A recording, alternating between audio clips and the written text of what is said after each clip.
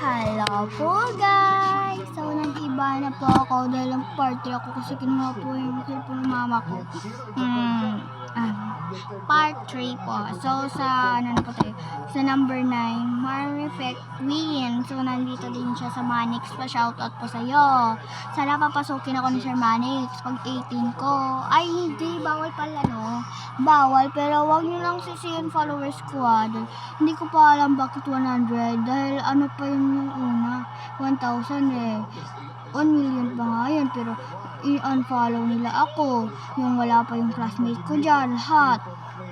Yung grade 1 pa ako, nagsimula na ako na TikTok.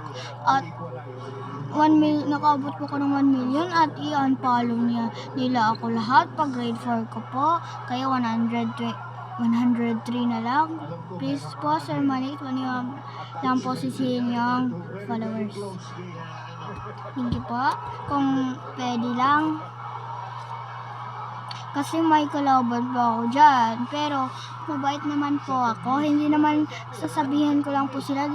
Para kasi hindi sabihin, ha, ikaw, hindi po ganun po. Mag-interview na lang po kahit bata ako.